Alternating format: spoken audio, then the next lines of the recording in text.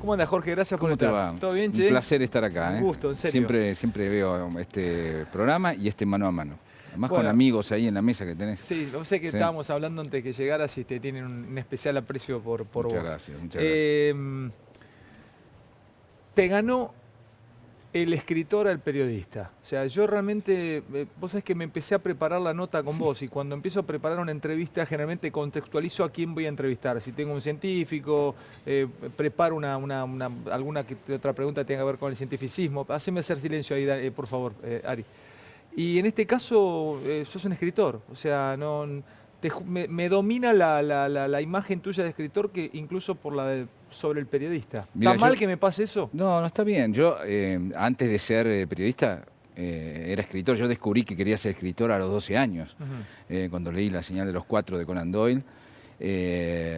Mi padre me dio por perdido porque creyó que yo quería ser un vago. Mi padre, un mozo de bar de Canning y Córdoba, el bar ABC. Cuando descubrió que yo quería ser, imagínate, un novelista y hacer novelas de espías, como hago ahora encima, Una novelas cosa, policiales. Jorge, ¿entraste a la lectura de chiquito, o sea, leías a Doyle? Mi mamá me regaló la colección Robin Hood, donde leíamos a Conan Doyle, a Conrad, a Stevenson, a Wells. Me regaló un mundo, me regaló la posibilidad. Te regaló un mundo. Y Qué sí, lindo eso. Y sí, porque creo que los libros amueblan el mundo. Nunca más estás solo, podés vivir otras vidas, porque la literatura te permite, las novelas te permite vivir otra vida, jugar con tu imaginación. Eso realmente salvó mi vida, ¿no? Sabes que a mí Carrizo siempre me decía, cuando lo veía afuera de Rivadavia, porque me tocó trabajar con él, Fantino lee a Borges para afinar el instrumento. Sí. Y yo te he escuchado que vos lees a Borges antes de arrancar no alguna novela, alguna ficción, sino alguna columna incluso. Lo leo todos los viernes cuando tengo que escribir la columna de los domingos de La Nación. Como tengo la maldición del escritor y una palabra no es igual que la otra y yo tardo, lo que un periodista tarda 2 horas, yo tardo 10 o 12 horas en escribir.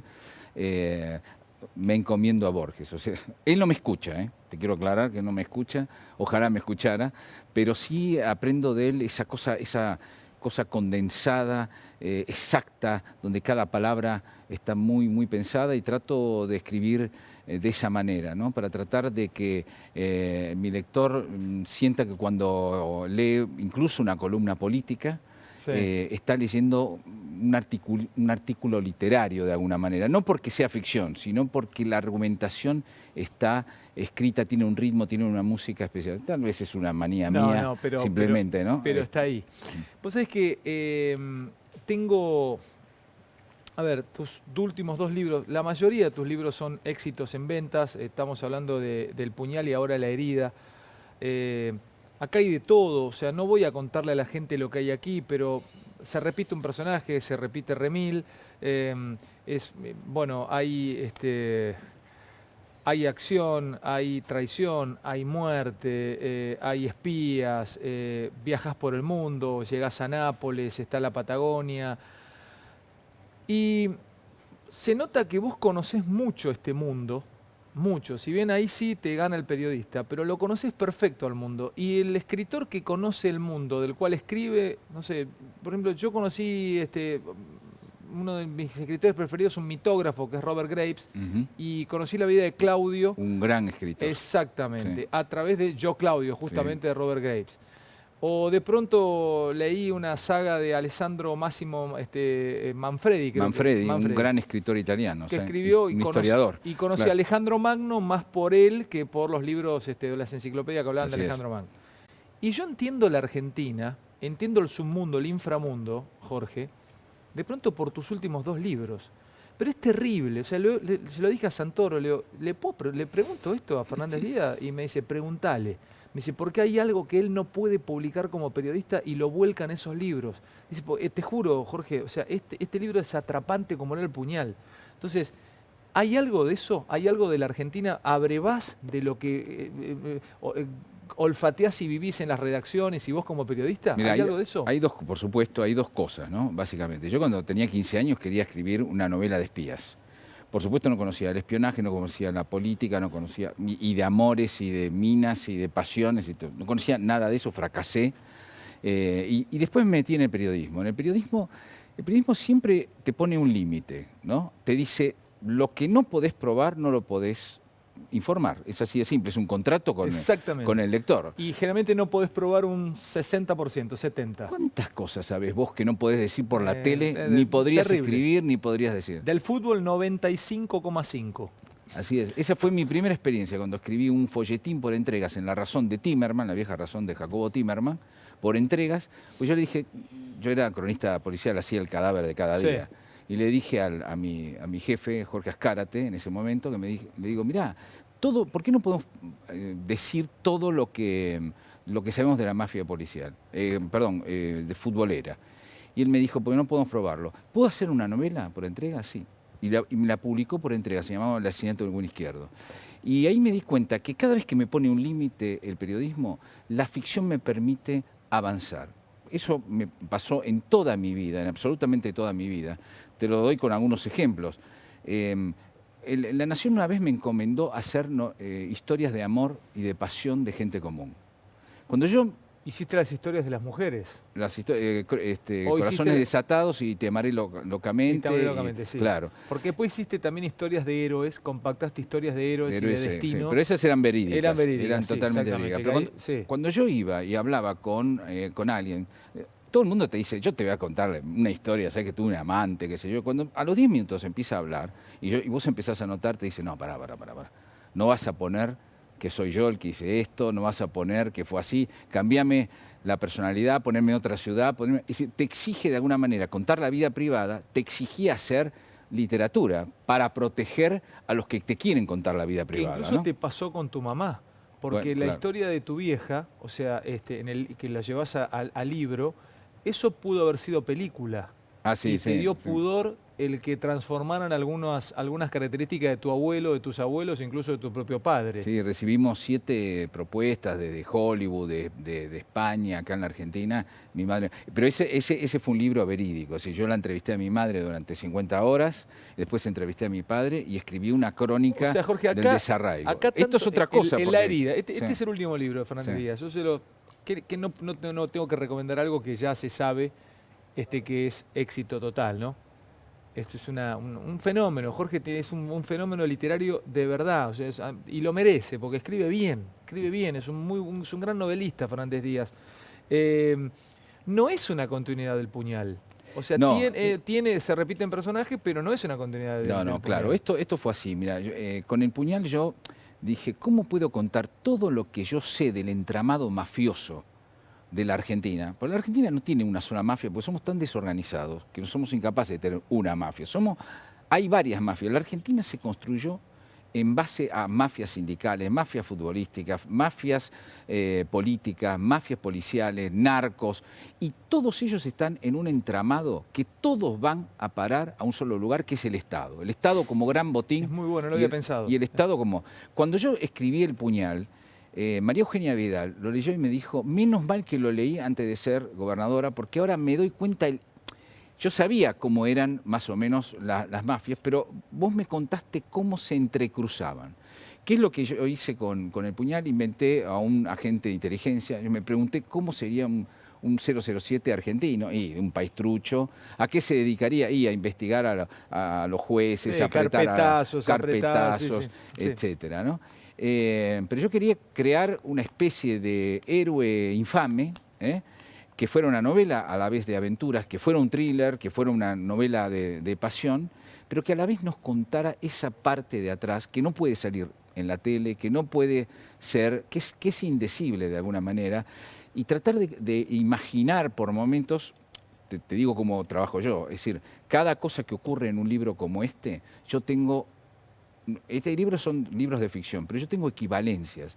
Si yo te cuento algo acá, quiere decir que tengo un expediente o alguien me contó una historia. Yo no las cuento esas historias tal y como suceden, pero busco equivalencias de ficción. Por lo tanto, ahí me estás regalando un guiño para leerte.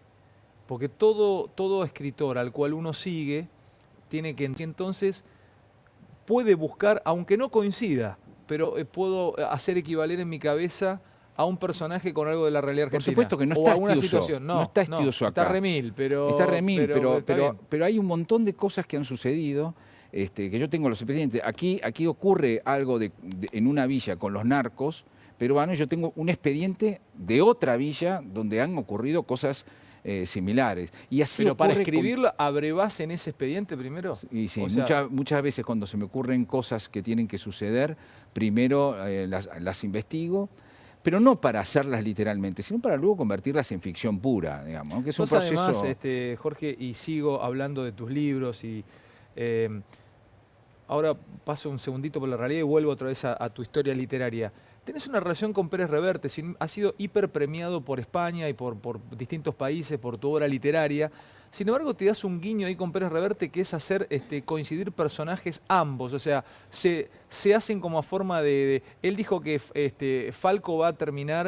Falcó va a terminar muriendo en un hotel de la calle Alvear, y vos le has hecho un guiño a él, le has hecho aparecer algunos de sus personajes en tus novelas. Así es. ¿Cómo es eso? ¿Cómo se llama literariamente eso? No sé cómo se llama, no tiene nombre, pero yo soy amigo hace 25 años de Pérez Reverte, es uno de los escritores más vendidos de la lengua española. Yo conocí Trafalgar por Pérez Reverte. Bueno, nadie me explicó Trafalgar como Pérez Reverte. Es un escritor extraordinario. O El Capitán a la Triste. Nos sentimos rápidamente hermanados en que fuimos parte del periodismo, somos parte del periodismo, pero a la vez queremos hacer literatura, esa literatura que no nos interesa que sea para los críticos, aunque la verdad es que los críticos a mí me tratan muy bien también, digamos, ¿no?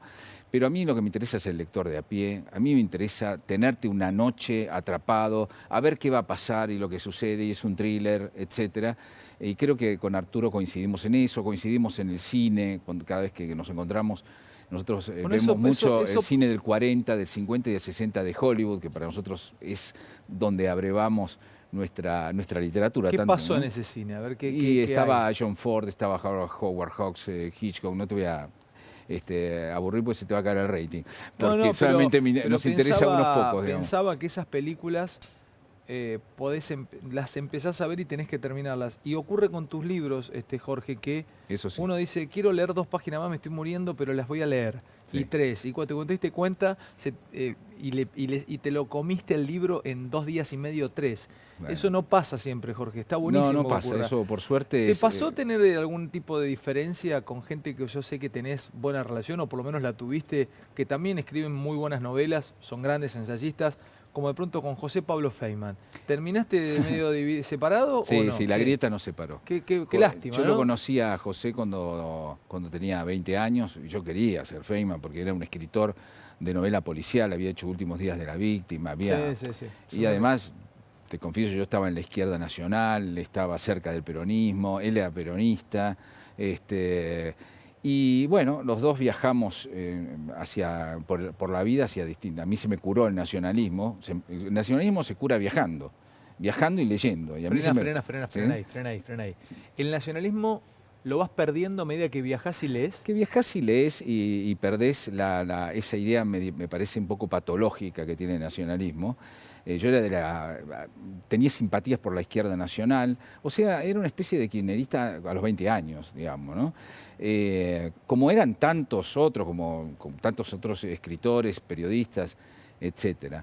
Pero bueno, la vida me llevó a evolucionar, a leer, a escuchar, a mirar, a entender cosas, y me separó de eso, me volvió mucho más creyente en la democracia, en la república, en un montón de cosas. Por eso es que cuando llega Néstor Kirchner es como si imaginariamente a José y a mí nos hubiera tocado el hombro y nos hubiera dicho, muchachos, volvamos a cuando teníamos 20, cuando éramos jóvenes, a hacer de vuelta aquello. Y yo ya no podía volver a eso porque eso me parecía profundamente equivocado. Me parece profundamente equivocado. Y anacrónico. En cambio, José se enamoró, como muchos otros amigos.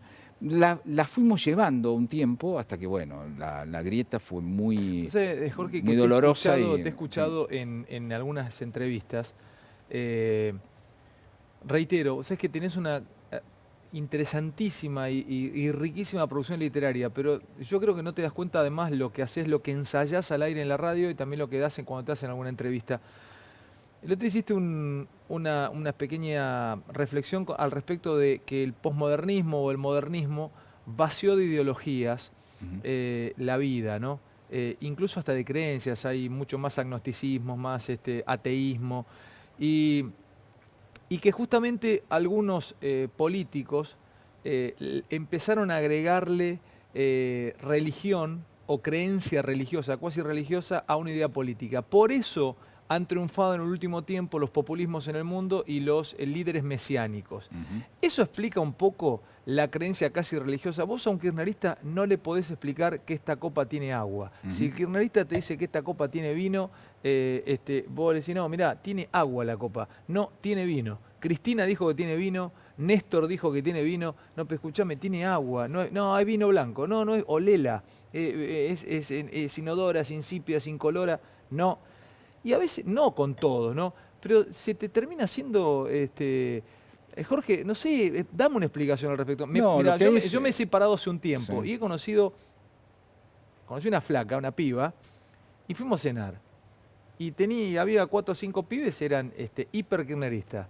Y empezamos a charlar, y en un momento dije, bueno, agacho la cabeza y listo, dale, decí lo que tengas ganas. Y no pude ni siquiera entablar una conversación, porque era conversar sobre creacionismo, era heredarse el viento. ¿Te acordás de la película? Sí. El juicio entre un creacionista y un evolucionista.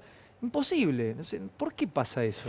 Me parece que ellos han decidido crear un universo paralelo en el cual vivir, una realidad paralela. Realidad paralela, directamente. Es una realidad paralela que es muy embromada, porque no se pueden discutir, como no se pueden discutir las cifras, no se pueden discutir los hechos históricos, no se puede discutir absolutamente nada. No hay forma de hacer un debate serio y una serie de debates yo creo que irían derrumbando la grieta, no las discrepancias profundas, pero sí la grieta. El problema es que no se puede discutir absolutamente nada porque son como los muros de Facebook, que cada uno está en su muro y no mira al otro, sino mira a su grey.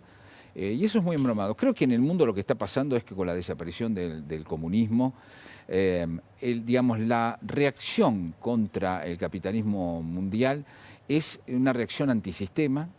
En algunos sitios será el ISIS, a su manera, que copta mucho disconforme en Estados Unidos y en Europa, por ejemplo, no sé si no en América Latina también, según algunos últimos informes.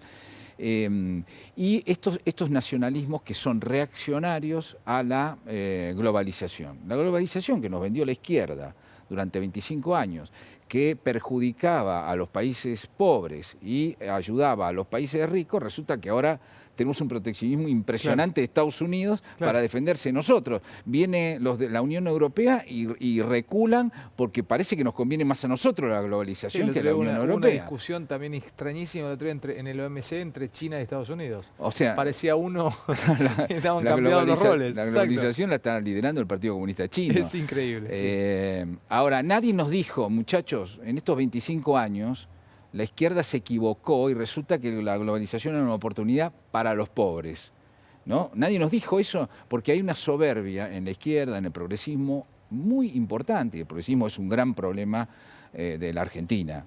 No solo de la Argentina, pero en la Argentina sin duda. ¿El progresismo es un problema? Y sí, es un problema. El progresismo, para empezar, es una entidad, digamos, que confraternizó con el kirchnerismo, fue captado por el kirchnerismo en parte, y otro se mantuvo ahí, pero siendo en algunos casos complaciente. Hay otro progresismo que fue inflexible y se metió en Cambiemos, ¿no? ¿El kirchnerismo tenía algo de reaccionario? Sí, yo creo que sí. Yo creo que, a ver, vamos a empezar por el principio. Como yo voté algunas veces por convicción, otras por confusión y otras por resignación al peronismo, tengo la libertad absoluta de decirte que el peronismo nos produjo este enorme fracaso argentino. Te he escuchado eso. ¿No? Hoy tenemos 14 millones de pobres. El que más gobernó... Vos te he escuchado decir incluso que si vos pasás el peine fino, tenés 50% de pobreza en Argentina. Exactamente, porque hay otras variables que no se cuentan. Y no es ninguna... La mitad de los argentinos están hundidos. Sí, están hundidos. ¿Y cómo llegamos acá? ¿Lo inventaron en los 2 últimos años? ¿Quién lo inventó? Lo que pasó en la provincia de Buenos Aires es la negación del general Perón del 45. Vos ponés un ejemplo monumental allí que es La Matanza. Genera pobres y los mantiene, no los quiere sacar. Y claro, es un negocio espectacular tener pobres y darles migajas y mantenerlos y utilizarlos. La mitad de la provincia de Buenos Aires, después de administración justicialista Pero durante 25 años. Me interesa mucho esta idea que estás ensayando acá. El peronismo como gran culpable Yo creo que es el gran culpable porque es el que más gobernó. Alejandro, hay que ser, esto no es ser gorila, ni ser antiperonista, ni nada. Y a mí me importa un rábano lo que me digan. Lo que te quiero decir es que cuando vos decís, gobernaron 24 años, muchachos, ustedes tienen que hacerse cargo de la pobreza estructural gravísima. Y que en la Argentina, mira, vos sos más joven que yo. Cuando yo tenía, no sé, 10 años, en 1970, tenía 10 años, yo nací en 1960. La Argentina es extraordinaria. Nos parecía que era mediocre. Era extraordinaria. Vos agarrás todos los índices de 1970 y los comparás con hoy, pero nos caímos, pero no... nos caímos casi al descenso en la tabla. Bueno, ¿quién gobernó? Primero los militares que hicieron desastre y después el peronismo centralmente. ¿Se equivocaron los radicales? Sin duda. Alfonsín se equivocó con todo lo que yo quiero. Mira, yo lo criticaba mucho, decía que Alfonsín era de derecha, decía de la izquierda nacionalista. Sin embargo, el peronismo construye relatos, ¿no? Tiene una gran capacidad. Es extraordinario para construir un relato y para colonizar con sus ideas la lengua política. Repetime eso, ¿no? ¿Cómo es colonizar, eso? Es decir, todavía hablamos en los términos, en política, en los términos y en la cancha tal como la dibujó el peronismo. Es impresionante. Más allá de que Perón era tremendamente inteligente, luego los demás utilizaron muy bien... O sea, en el lenguaje político de otros países, o por lo menos, no sé, de Francia o de Inglaterra o de Alemania, no se habla con una terminología política de 40, 50 años de antigüedad como acá. Jugamos a este fútbol político con el reglamento del peronismo.